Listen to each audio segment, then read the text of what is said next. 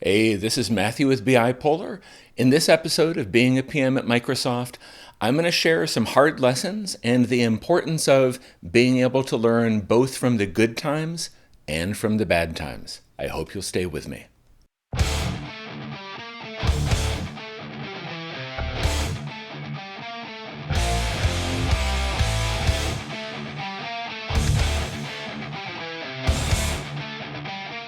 Welcome back. If you are new to the series or new to the channel, please make sure to check out the introductory video where I talk about my goals and plans for the series. Essentially, I've been a PM at Microsoft for over 15 years now, and I want to share with you information that would have helped me if anyone had given me this advice when I'd first started at Microsoft. So if you're a PM at Microsoft today, if you're in a similar role or at a similar organization, or if being a PM at Microsoft is part of your career plans, this video in this series is for you. In this video, we're going to talk about problems that are bigger than you are. Now, think about the last time you were in the mosh pit or the front row at a metal show. It's awesome. There's energy. There's so much going on. It's like you're part of something that's bigger than you. But sometimes the mood changes. Sometimes it goes from being this incredible collaborative experience to suddenly being violent, dangerous, a little bit more. And very often, by the time that you realize this pit is a little bit too much for me, it's too late for you to get out. What you actually need to do is to find a way to stay safe, to keep your head down, and to stay upright until the hard times pass. This is my mental model for bad times at Microsoft. And the thing that I want to share with you is that regardless of the struggles that you're in right now and the way that things may change from feeling good to not feeling quite so good from month to month or year to year, first of all, you're not in it alone. But second of all, those tough times are where you learn the most if you're paying attention and if you're willing to learn. So the first tip that I want to share in this video is the fact that there will always be bad times. Even though I love working at Microsoft and I've learned a lot and I've grown a lot and it's incredibly rewarding, like I am in the right place at the right time for me, like there are definitely times when I need to hunker down, focus on core priorities, and simply keep moving forward because in the moment, things aren't what I need them to be. My day-to-day is not necessarily giving me joy. And when these bad times come, sometimes you need to weather the storm. Sometimes you need to close ranks. You need to build stronger relationships with the people close to you, especially your manager, to make sure that you're doing the thing that's needed rather than maybe being able to do some of the things that you would choose or prefer to do. And to illustrate this, I want to share a story. Like I've shared variations on this story in other places before, but in my second role at Microsoft, I'd been at Microsoft for 3 years. In my second role, I joined the SQL Server Integration Services team. So this is the summer of 2011. We're getting ready to ship SQL Server 2012. I had built my pre-Microsoft career as an integration services consultant and trainer and MVP. This was my dream job. This was the place that I'd always wanted to be. I got to build the next version of my baby, like of the product that I loved and knew better than I knew anything else at this point. The challenging thing was that in order for me to take this role, I needed to move to Redmond. Basically, I needed to move my entire family, because I had 2 small kids at the time, from where we lived in upstate New York out to the Seattle area, 3,000 miles away from everything and everyone that we'd ever known. My wife and I agreed this was the right decision for the time, so we moved. But what I found was that this part of Microsoft was in the process of the biggest reorg that anybody there had ever seen. And when I arrived, SQL Server 2012, we were really close to shipping. So I didn't personally get to deliver any features. I got to help, I got my ship it, and I got my name on the box. But I never actually got to deliver new functionality for the product that I cared about. after SQL Server 2012 was locked and going out for RTM, because remember, this was before the cloud, so we would ship every few years, and like literally we would put software in boxes and then people would buy them and install them on their own hardware. But as we were going RTM with SQL Server 2012, ownership of integration services was given to a development team elsewhere in the world, and the integration services team was basically assigned to other products. I got to work on master data services and data quality services, which was fun and interesting, but I didn't love it and I didn't know it, so basically pushed solidly out of my comfort zone. And right as I was finding my feet on these new products, Microsoft started pivoting from working on commercial box software, on-premises software, to developing cloud services. And at this point, nobody really knew what it meant to build and ship cloud services. So it wasn't just me, the new guy, not knowing what was going on. Nobody else knew what was going on. Or if they did, they didn't know in a way that conveyed itself to me. This was like when the mosh pit went bad. This was when it went from being this series of changes that were unexpected but handleable to being this overwhelming, crushing tidal wave, like the wall of death that no one saw coming, or at least I didn't see coming. And I'm not going to tell the whole story because the video is probably too long as it is. But basically, it was a series of these types of things for 2 to 4 years. And when the bad times were ending, and as I was landing in my current job, so this is fast forward to 2018, I had a job interview for the position that I'm currently in. And one of the people on my interview loop, the as appropriate leader, basically everybody else had said yes. And this was someone who was going to look at my role and my applicability for the role from an outsider's perspective. He was someone that I'd worked with in the bad old days. And he had seen me not at my best, like not playing to my strengths. And in that interview, the question that he led with was, Matthew, you've been at Microsoft for almost 10 years. Why are you still a senior program manager? Why aren't you principal yet? And boy, like this was not something that I was expecting. But fortunately, I had an honest answer ready.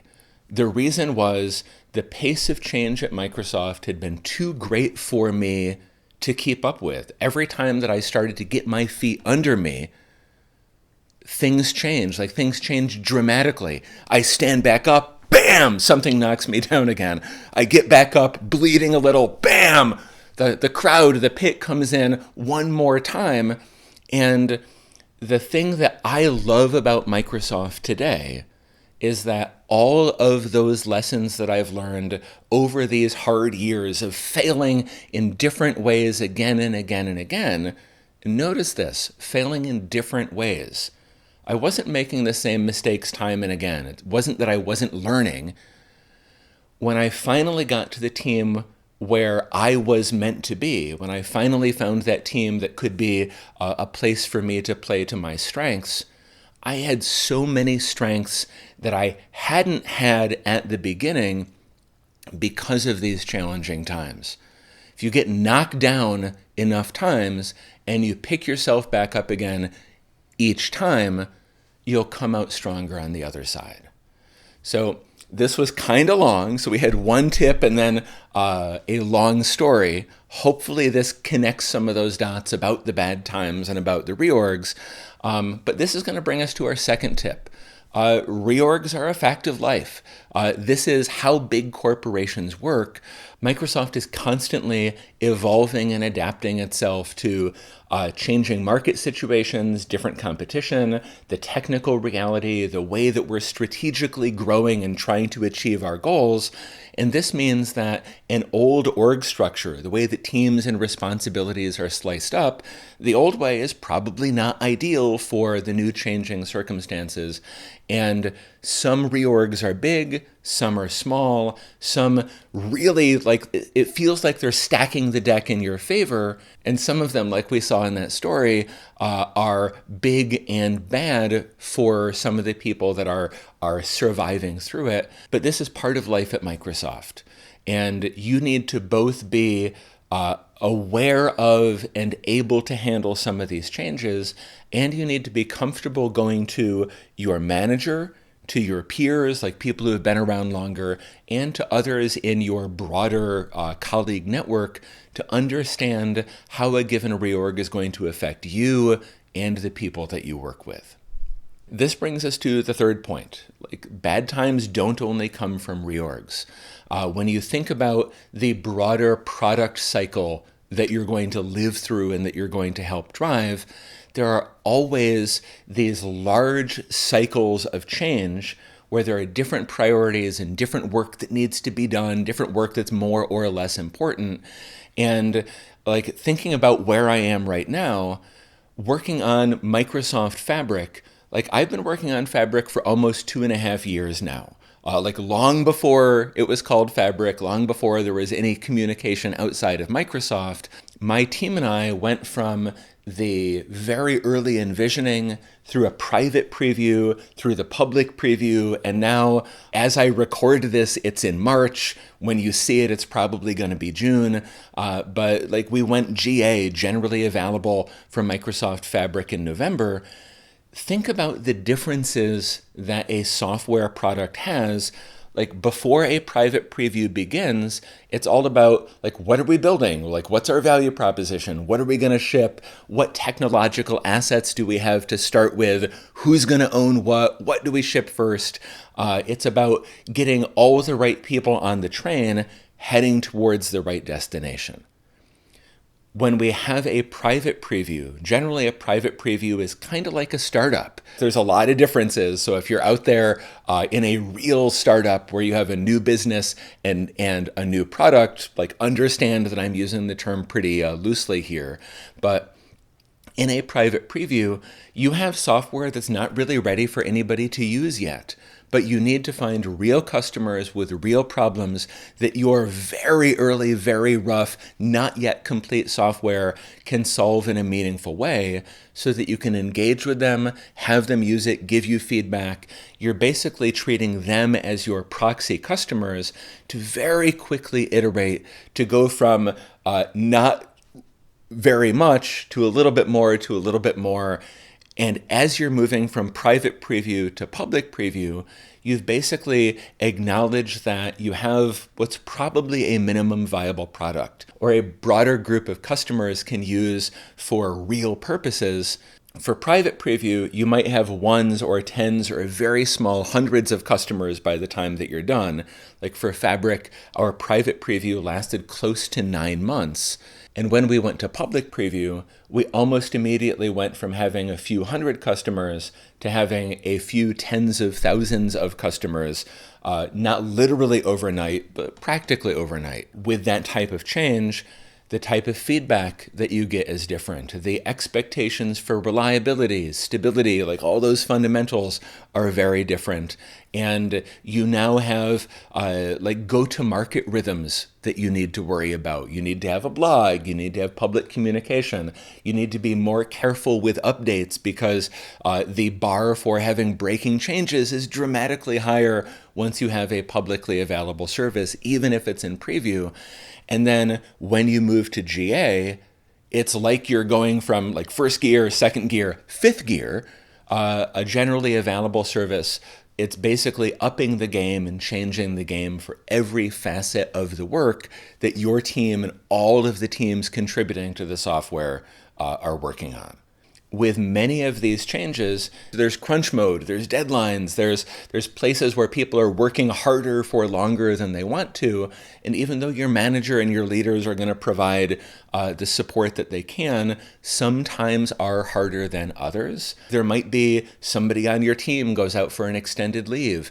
And there's any number of other unexpected changes that can trip you up right when you feel like you're finding your stride. But here's the deal. What doesn't kill you makes you stronger. if you can learn from these challenges, even if they suck while you're in them, because some of these things, like the story that I told earlier, this is absolutely the worst time of my adult life. But I made it through it and I came out stronger on the other side. And the thing that I found is that the things that make me the leader and the successful person, the successful employee that I am today, most of the things that set me up for success right now were all of those years of failure back during the bad times. Now, hopefully this was valuable, and hopefully I will be able to edit this video into something that isn't super long and might make a little bit of narrative sense. Either way, please let me know what you think, and I hope to see you next time.